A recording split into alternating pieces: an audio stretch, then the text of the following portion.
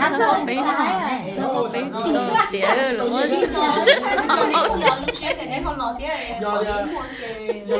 không có được đấy, có tánh nhà đấy. Không có được đấy.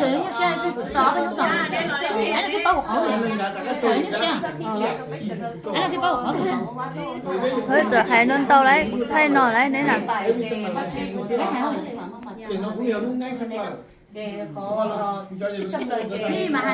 hay nên tao đó hay bị đi ổn nè nó hay lùi cho trong nữa Nó là cái gì nhỉ? Các bạn thường mà nó rồi y còn tiền thì ok, ôi tiền cái gì chủ rồi. nó có thể nó là xe cái này có thể nó món món thì nó sẽ kèm thôi rồi nó mà hát rồi anh rồi nó mà hát anh sẽ sang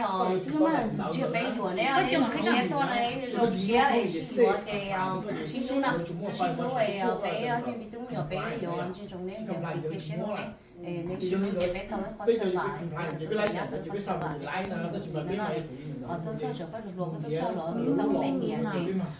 chỉ tao cho này nó thì cho để cái thứ mấy cho một cái nữa không ăn thì sao không có rồi chứ cái nữa không ăn sao không có rồi không biết cái gì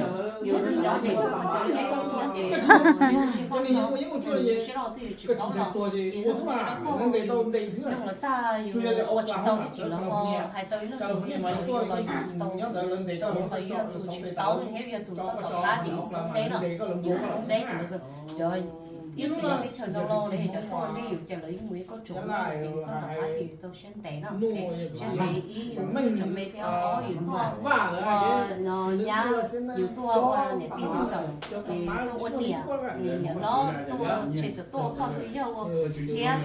tôi chỉ sẽ có để chờ họ thì họ sẽ nói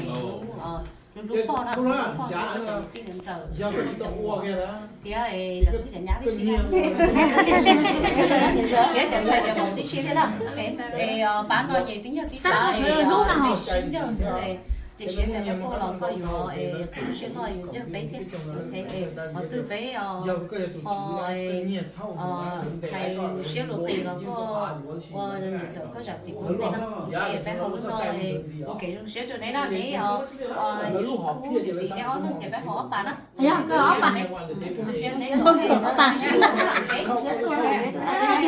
nên bé bụng này đây nó chẳng ốc bạn ta rồi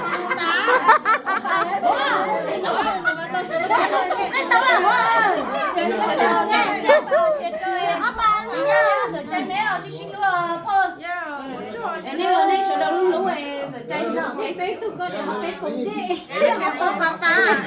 lúc khó là thế này lúc lúc này lúc bé nó chơi nó xin